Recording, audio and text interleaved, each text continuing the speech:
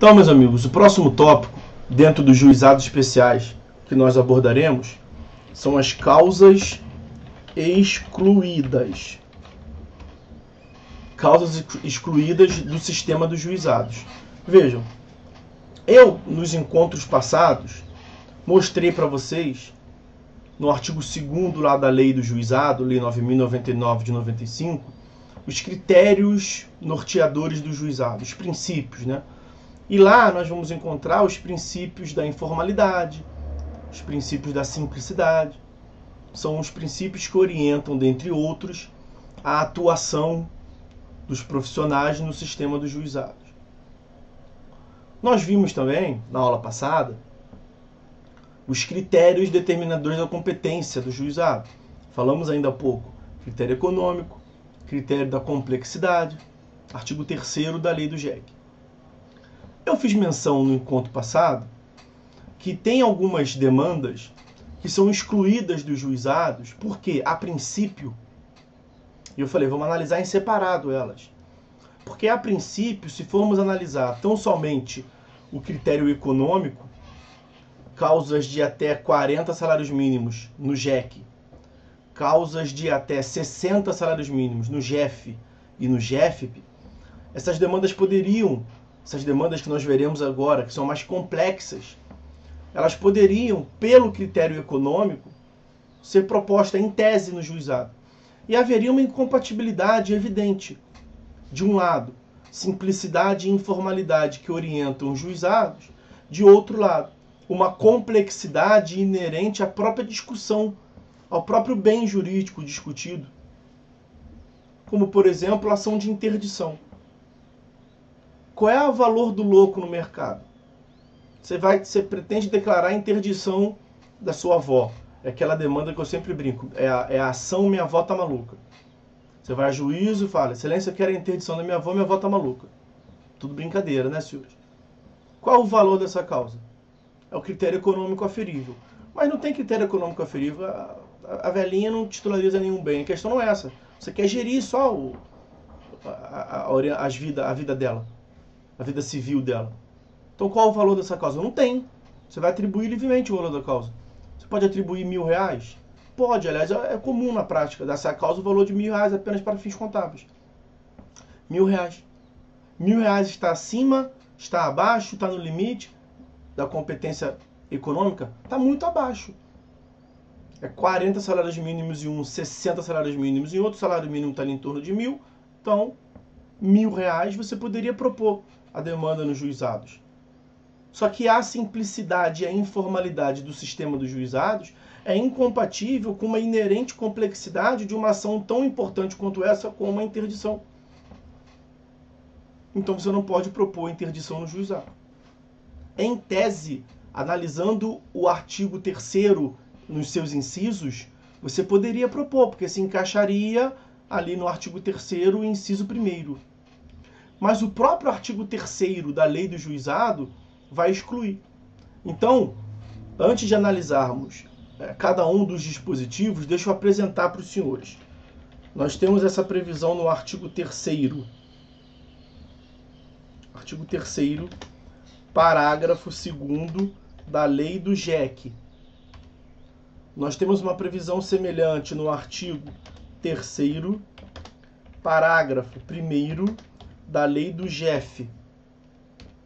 E da mesma sorte, na mesma ordem de ideias, o artigo 2º, parágrafo 1º da Lei do JEFP, Juizado Especial da Fazenda Pública.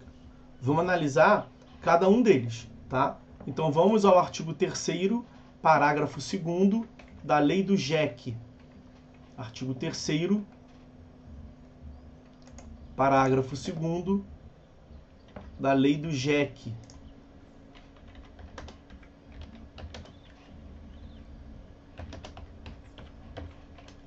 Uma vez mais eu digo, artigo 3º, parágrafo 2º da Lei do JEC, agora está aparecendo para os senhores na tela.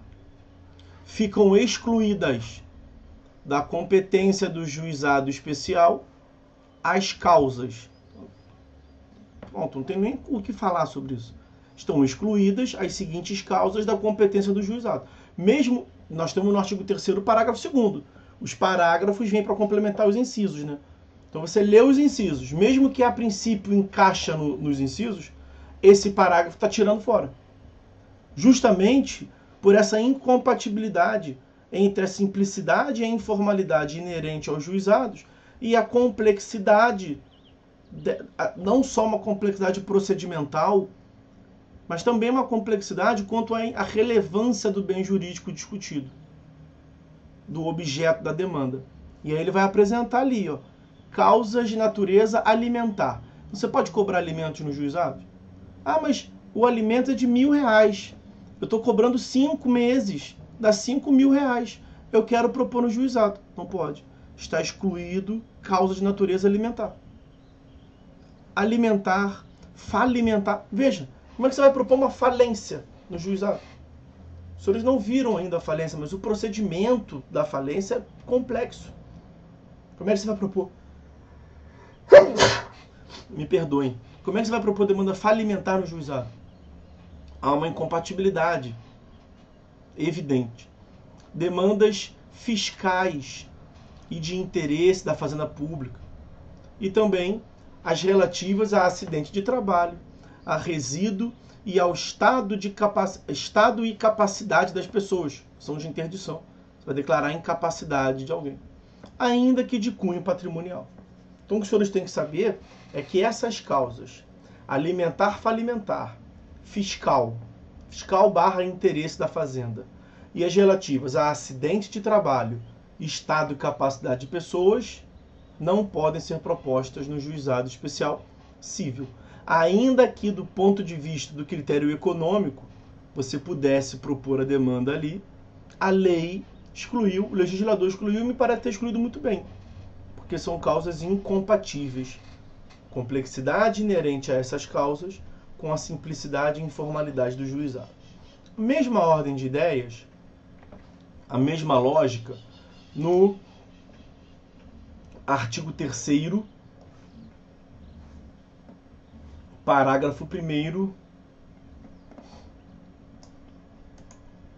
da lei do GEF.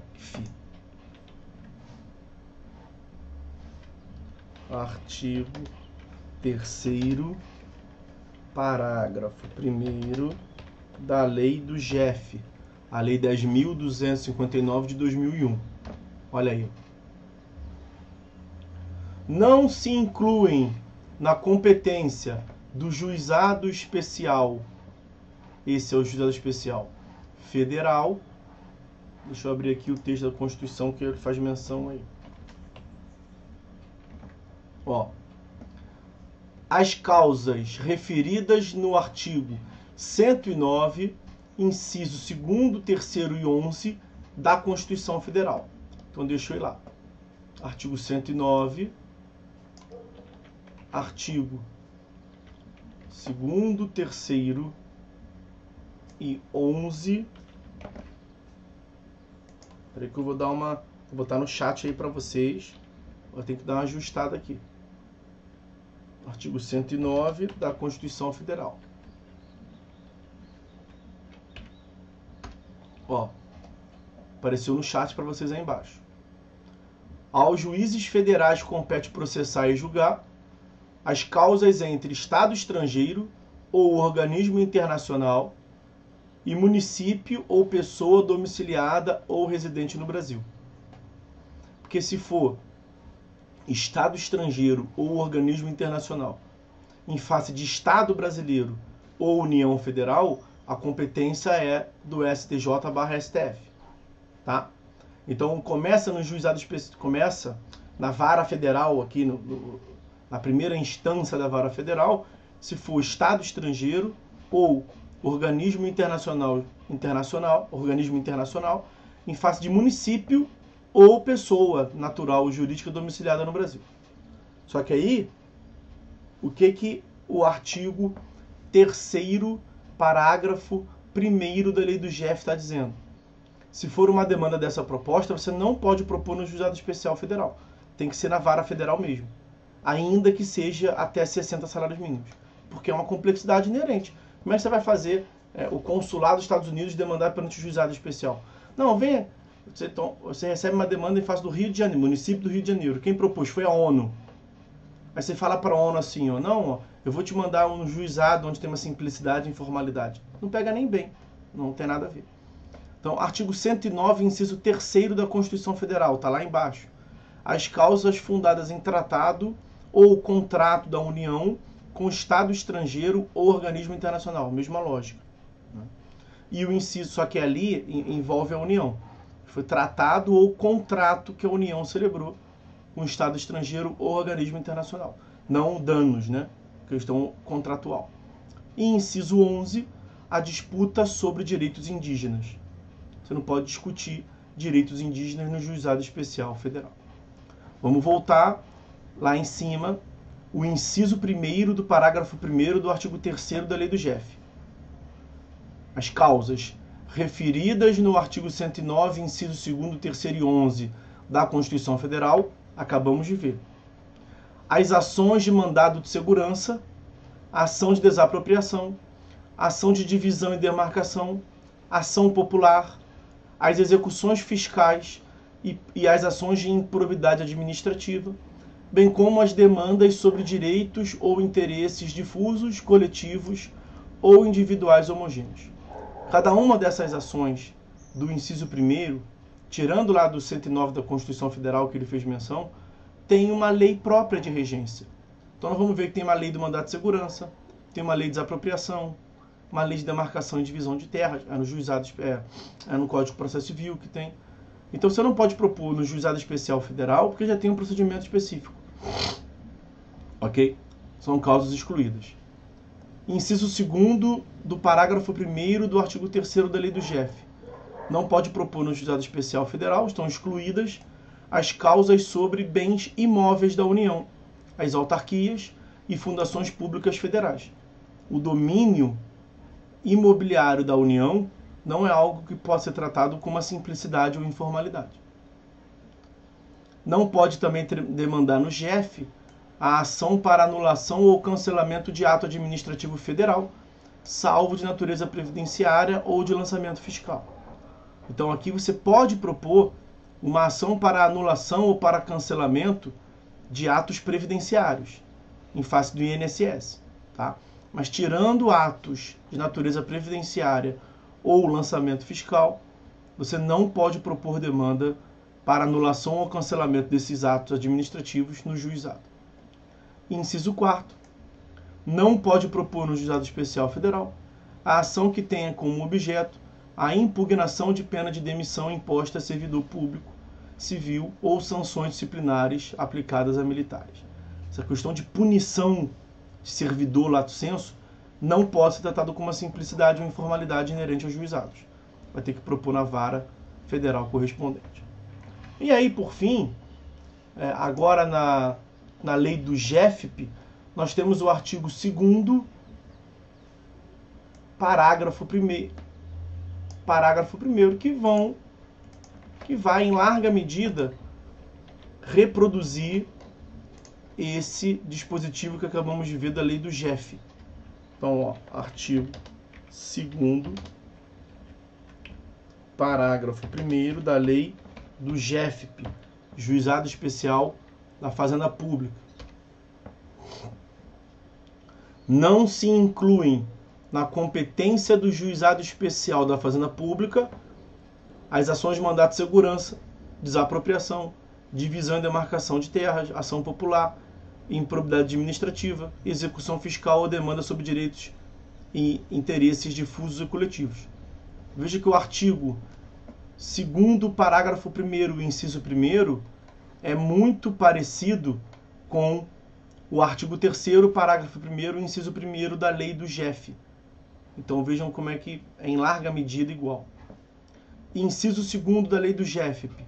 As causas sobre bens imóveis dos estados, Distrito Federal, territórios e municípios, autarquias e fundações públicas a elas vinculadas. Mesma lógica. O domínio público, propriedade dos estados e municípios não pode ser tratado com uma simplicidade e informalidade. E, inciso 3º, as causas que tenham como objeto a impugnação de pena de demissão imposta a servidores públicos civis ou sanções disciplinares aplicadas a militares. Mesma lógica que nós mencionamos lá em cima.